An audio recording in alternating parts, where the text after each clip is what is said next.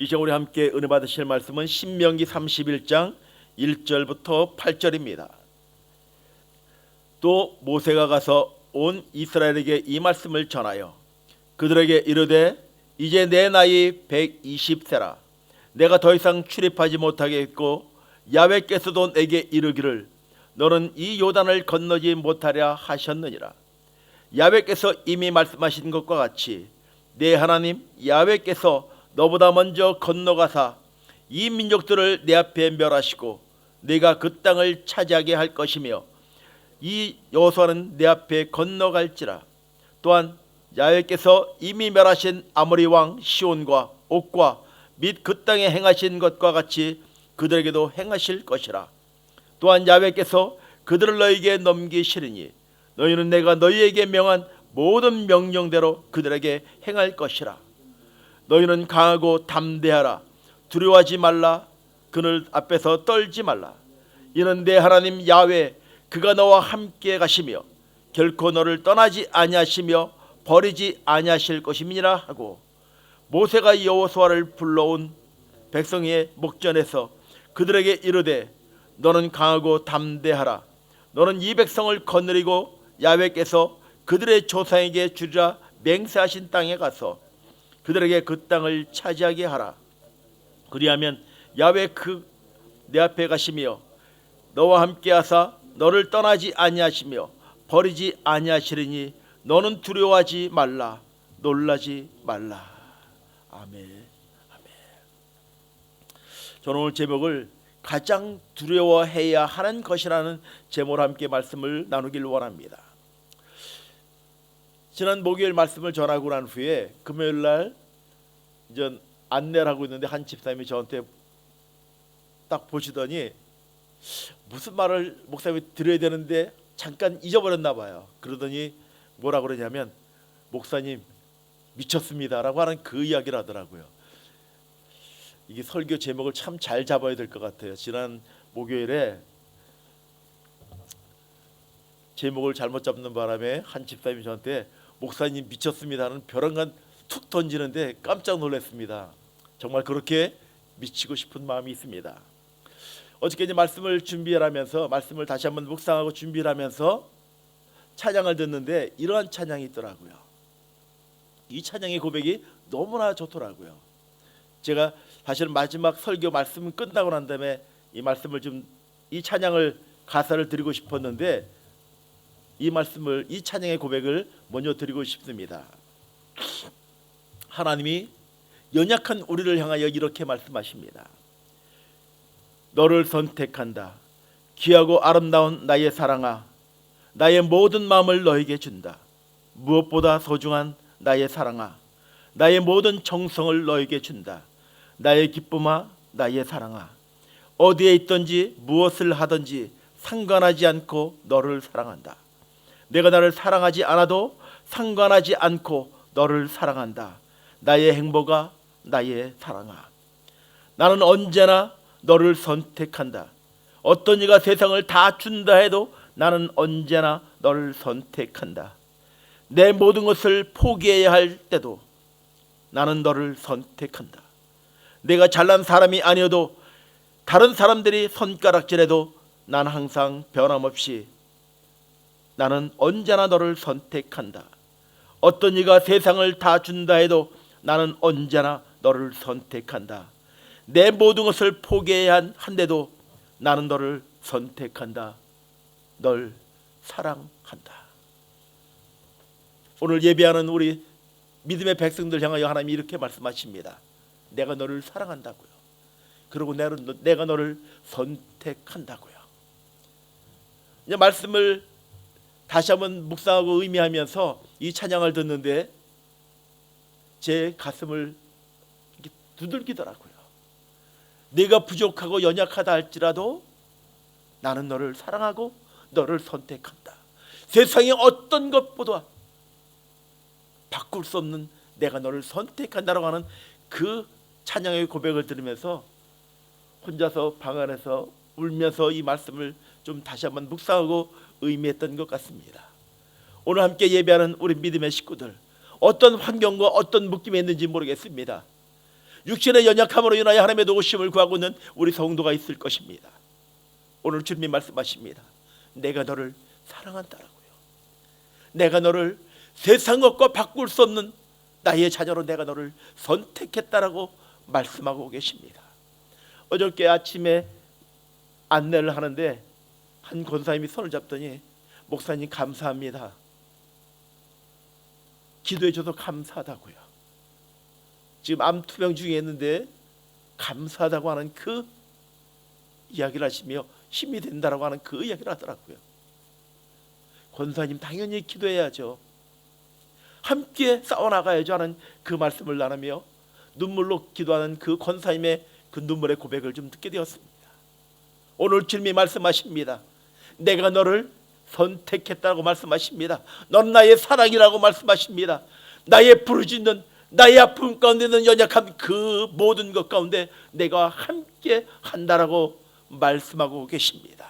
세상의 어떤 것과 바꿀 수 없는 너는 내 것이라고 말씀하시는 그 하나님의 음성을 듣는 하나님의 백성들이 되길 주의 이름으로 간절히 축원을 드립니다. 하나님의 말씀에 순종하여 이스라엘 백성의 지도자로 40년 동안을 쓰임받았던 모세의 40년 기간은 어느 누구보다 힘들고 어려운 사명의 길이었습니다. 그가 이스라엘 백성들을 인도했던 것은 편안한 왕국이나 커다란 별장과 같은 그 집에 살면서 이스라엘 백성들을 인도했던 것이 아니었습니다.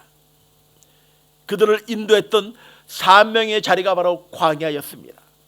고난과 축복이 공존하는 것, 축복과 심판이 공존하는 것. 맨 처음 모세는 이스라엘 백성의 지도자로 하나님이 선택하셨을 때 그는 원치 않았습니다. 하나님, 제가 아무리 이스라엘 백성에게 하나님이 나에게 너희들을 인도하라고 말씀하셨다고 할지라도 이스라엘 백성들은 믿지 아니할 것입니다 라고 그렇게 거절을 합니다. 그리고 결정적으로 제가 입이 뻣뻣하고 혀가 둔하여 말을 제대로 못하기 때문에 저는 자격 미달입니다. 다른 사람을 골라보십시오라고 모세는 하나님께 정중하게, 아니 교만하게 거절을 합니다. 이것이 모세의 처음 사명의 자리에 부름 받았을 때의 모습이었습니다. 그런 모세가 하나님의 말씀에 순종하여 참으로 말도 많고 탈도 많은 이스라엘 백성들을 40년 동안 인도하고 난 후에 지도자의 자리를 이제는 여호수아에게 넘겨주는 그때를 바로 오늘 우리가 함께 읽었던 신명기 31장 본문의 말씀인 것입니다. 신명기 31장 본문에서 죽음을 앞둔 모세가 후계자로 세움을 받은 여호수아에게 당부하고 있는, 그리고 강조하여 주고 있는 말이 있습니다. 하나님이 너를 떠나지 아니하고 버리지 아니하시느니 너는 강하고 담대하라, 두려워하지 말라, 놀라지 말라라고 여호수아에게 강하게 당부하고 있습니다. 하나님이 너를 떠나지 아니하리라, 버리지 아니하리니 강하고 담대하라, 두려워 말라, 놀라지 말라. 도대체 여호수아가 무엇을 두려워했을까요? 여호수아가 맞서 싸워야 할 가나안 족속들이 두려웠을까요? 여호수아는 가나안 땅을 정탐할 때에 정탐꾼의 한 일원으로 가나안 땅을 보고 난 후에 이렇게 이야기합니다. 하나님께서 그들을 우리 손에 붙이셨으니 저들은 우리의 밥이라고, 우리가 올라가자라고 그렇게 선포했던 사람이었습니다. 그렇게 고백한 여호수아가 가나안 족속이 두려웠을까요? 여호수아가 정말 두려웠던 것은 광야 40년 동안 경험했고 모세가 강조한 말이었습니다. 모세는 하나님께서 이스라엘 백성들이 가나안 땅에 들어가면 그들이 반드시 하나님을 반역하고 부패할 것이라고 여러 번 강조하여 주고 있습니다. 신명기 31장 20절에 내가 그들의 조상들에게 맹세한 바 젖과 꿀이 흐르는 땅으로 그들을 인도하여 드린 후에 그들이 먹어 배부르고 살찌면 돌이켜 나의 신을 섬기며 나를 멸시하여 내 언약을 어기리라 말씀하고 있습니다. 어릴 적에 부모님들이 말을 듣지 않는 자녀들을 향하여 우리 부모님들이 하신 말씀이 있습니다. 아마 앉아 계신 우리 성도님들은 그런 말씀을 안 들어보셨겠지만 저는 종종 참 많이 들었던 것 같습니다. 저놈의 자식은 부모님 말씀을 참 지지리도 안 듣는다고 하는 그 이야기를 참 많이 하셨던 것 같습니다. 저놈은 뭐에 쓰려고 그러는지 저렇게 부모님의 말씀에 지지리도 안 듣는다고 하는 그 이야기를 들었던 것 같습니다. 모세가 이렇게 단언했던 것은 40년 동안 광야에서 이스라엘 백성들을 이끌면서 이스라엘 백성들이 얼마나 지질이 말을 듣지 않았으며 그리고 하나님의 말씀을 소리하고 불순종하였는지를 우리는 말씀을 통하여 너무나 잘 알고 있습니다. 즉 여호수아가 가장 두려워해야 했던 것은 싸워야 할 일은 가나안 족속이 아니라 자기 백성들의 반역과 모기 고동과 부패와 타락이었던 것입니다. 우리가 정말 두려워해야 할 것은 어쩌면 이것일지도 모르겠습니다. 조금 형편이 편해지고 나아지면 넉넉해지면 어느 정도 적응이 되면 다시 말해 이제는 눈에 동서남북이 들어오면 하나님을 잃어버리고 타락하고 교만하고 불순종하게 되는 것이 우리에게는 두려운 것입니다. 우리가 이민생활 초창기에는 얼마나 많이 힘들었습니까? 그리고 정말 무릎으로 하나님의 도심과 하나님의 은혜를 구하는 우리의 눈물의 고백들이 있었습니다. 이제는 어느 정도 이민생활을 오래 하다 보니 눈에 다 들어오는 거예요. 이제는 그 간절함과 이제는 안쉬움이 없기에 하나님께 나아가는 그 무릎의 기도가 사라지고 있는 우리들의 모습들. 저 역시 그런 것 같습니다. 말씀의 초청을 받고 집회를 인도하거나 선교 현장지에 나가게 되면 날씨와 음식과 언어 여러 가지 많은 것들이 생소하고 어렵기 때문에 하나님의 도우심을 구하며 정말 간절히 기도하며 말씀을 준비하며 사역지에서 사역을 합니다. 그렇게 간절히 기도하다 보니 하나님이 놀랍게 역사하신다는 거예요. 그런데 이제는 그 사역을 마치고 집에 돌아오면 그 간절함이 사라집니다. 왜요? 내가 하나님보다 우리 주변에 있는 집과 내가 집에서 교회 가는 길 그 모든 것을 하나님보다 너무나 더 잘 알거든요. 그렇기 때문에 기도하지 않는 거예요.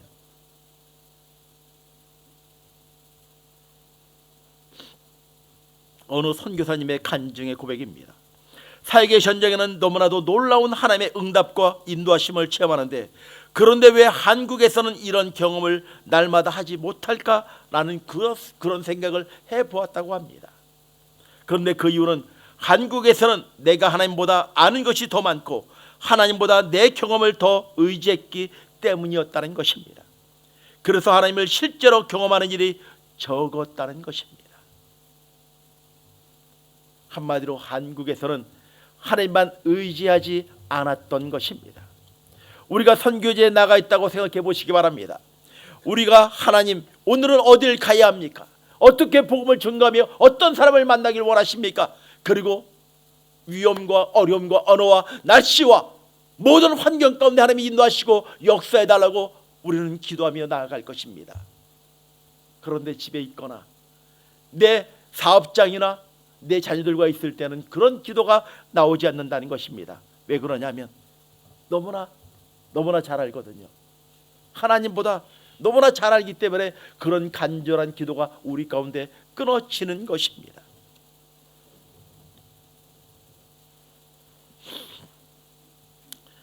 우리가 깨달아야 할 것이 있습니다. 나에게 익숙해져 있는 것, 나의 많은 경험과 가진 것들이 예수님을 주님으로 모시는 그 삶을 가로막고 있다는 것입니다. 우리 안에 간절함들과 하나님의 은혜를 잃어버리고 있는 그 삶의 모습들. 전에 한번 말씀을 드렸던 기억이 있는 것 같습니다. 제가 몽골에 선교 여행을 간 적이 있습니다. 예수 제자 훈련학교를 마치고 그 다음에 선교지에 가서 선교를 하기 위하여 몽골에 갔습니다. 근데 그 당시에는 몽골에서는 이렇게 예배하거나 찬양하는 것들이 정말 어려웠습니다.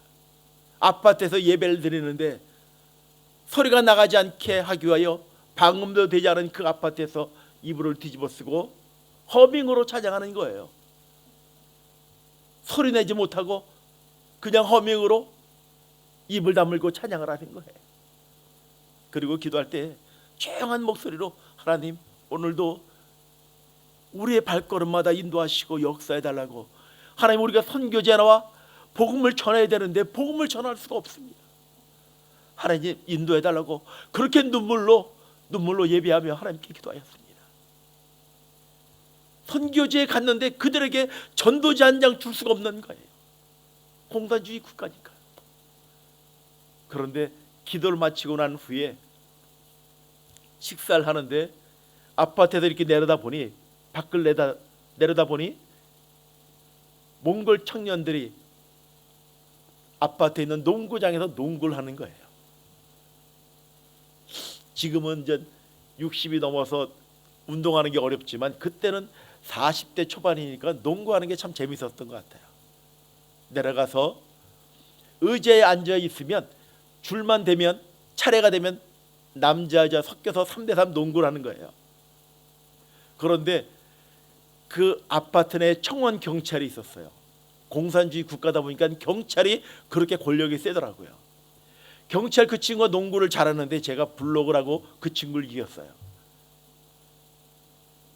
근데 함께 선교 갔던 그 목사님들과 우리 선교 팀원들이 제가 농구를 하며 거기서 약간 농구를 하다 보니 아이들은 오게 되고 그들에게 복음을 전하며 사탕을 주며 복음을 전할 수 있는 그런 교회가 있더라고요. 왜 이 말씀을 드리냐면 우리가 낯선 곳에 갔을 때는 하나님의 은혜와 하나님의 도우심을 구하는 그런 은혜들이 있습니다. 그러나 너무나 익숙한 그곳에 있을 때는 하나님보다 내가 앞서 있기 때문에 그 간절한 기도와 그 간절함의 그 고백들이 잃어버리고 있는 우리의 삶의 모습을 볼 수가 있다는 것입니다. 낯선 곳, 벼랑 끝에 선 것과 같은 곳, 광야에 홀로 있는 곳, 그러한 홀로 된 곳에서 나의 삶에 예수님께서 전적으로 실제적으로 역사하시는 그 은혜들을 고백하며 선포하는 삶이 우리에게는 필요한 것입니다. 주님은 우리에게 너는 너의 본토 친척 아비 집을 떠나 내가 지시한 땅으로 가라고 말씀하십니다. 내게 있는 모든 익숙함의 그 자리에서 떠나라고 말씀하여 주고 계십니다. 하나님과 긴밀하게 만날 수 있는 그곳, 하나님의 음성을 들을 수 있는 그곳, 하나님만 바라볼 수 있는 그곳을 향하여 우리가 나아가라고 주님께서 우리에게 말씀하여 주고 있는 것입니다. 신명기 31장 20절에 내가 그들의 조상들에게 맹세한 바 젖가거리 흐르는 땅으로 그들을 인도하여 드린 후에 그들이 먹어 배부르고 살찌면 돌이켜 다른 신을 섬기며 나를 멸시하여 내 언약을 어기리라 말씀하신 그 말씀을 우리가 다시 한번 기억해야 할 것입니다. 안락한 곳, 편한 곳에서 하나님을 더욱더 예배하며 경배하며 찬양 드려야 되는 우리의 삶의 모습이 있음에도 불구하고 그곳에서 하나님을 떠나 세상을 바라보고 세상을 의지하는 그 삶의 우리들의 연약함의 모습들을 우리는 볼 수 있다는 것입니다. 사랑하는 성도 여러분, 이제는 익숙한 것이 아니라 그 자리 가운데서도 하나님을 바라보며 하나님의 영적인 민감함을 갖는 그 삶이 우리에게는 필요한 것입니다. 하나님은 우리에게 말씀하십니다. 하나님의 역사하심으로만 가능한 곳, 그곳으로 가라고 말씀하여 주고 있는 것입니다. 안락한 자리, 편안한 자리에 있는 것이 아니라 정말 하나님이 역사하시며 일하시는 그 자리로 가라고 말씀하여 주고 있는 것입니다. 주님이 저에게 가라고 하실 때 이 말씀은 익숙한 장소에 대한 포기요, 가진 것에 대한 포기요, 생활의 안전함에서의 포기, 인간적인 성공에 대한 포기를 말씀하여 주고 있는 것입니다. 한번 우리의 삶을 좀 돌아보시길 바랍니다. 내 주머니에 50불이 있을 때와 5,000불이 있을 때 그 마음이 다를 것입니다.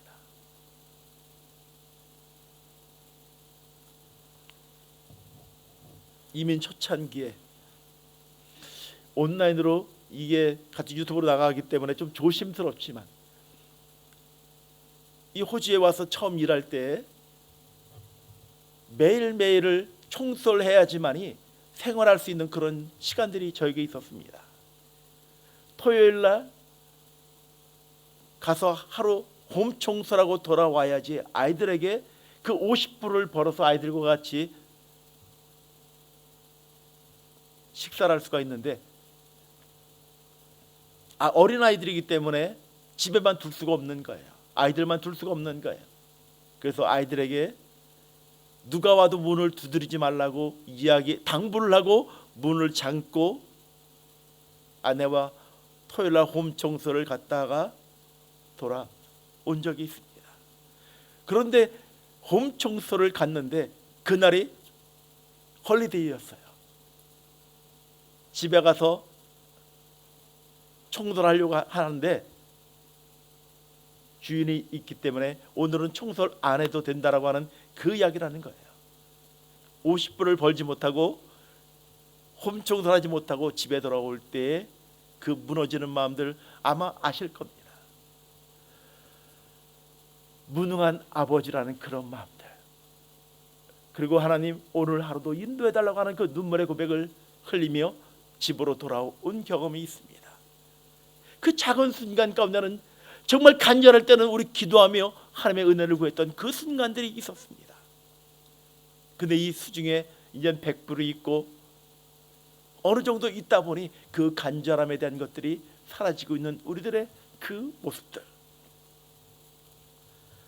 사랑하는 성도 여러분, 내가 안락해진 그 자리, 익숙한 자리, 그것을 포기하고 이제는 하나님께 나아가는 삶, 간절히 나아가는 삶이 필요한 것입니다.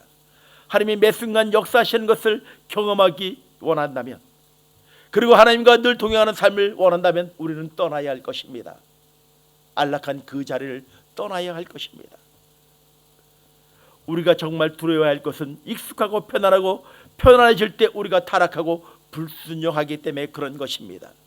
신명기 31장 19절에 그러므로 이제 너희는 이 노래를 써서 이스라엘 자손들에게 가르쳐 그들의 입으로 부르게 하여 이 노래로 나를 위하여 이스라엘 자손들에게 증거가 되게 하라.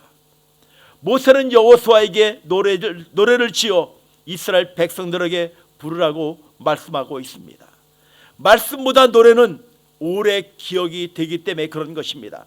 항상 기억하고 살라라고 말씀하여 주고 있는 것입니다. 노래의 가사는 아주 간단합니다. 순종하면 축복이고 불순종하면 저주인 것입니다. 우리는 늘 고백하며 선포해야 하는 것입니다. 예수님, 나는 예수님 한 분이면 충분하다는 그 고백들, 24시간 주 예수만을 바라보며 나아가는 삶의 고백들, 예수님 당신은 나의 왕이 되십니다라는 그 고백이 우리의 삶의 고백으로 이어져야 할 것입니다. 사랑하는 성도 여러분, 내가 편안한 자리 가운데 있다 할지라도, 정말 곤고한 자리에 있다 할지라도 오직 주님만을 주목하며 주님의 은혜를 구하며 나아가는 삶이 우리에게는 필요한 것입니다. 우리가 계속하여 이러한 고백을 들을 때 불순종과 타락으로 끌어가는 우리의 육신의 역사는 두려워하지 않고 물리치며 나아가게 될 것입니다. 사랑하는 성도 여러분, 오직 주님만을 바라보며 나아가는 하나님의 사람들이 되길 주의 이름으로 간절히 축원을 드립니다.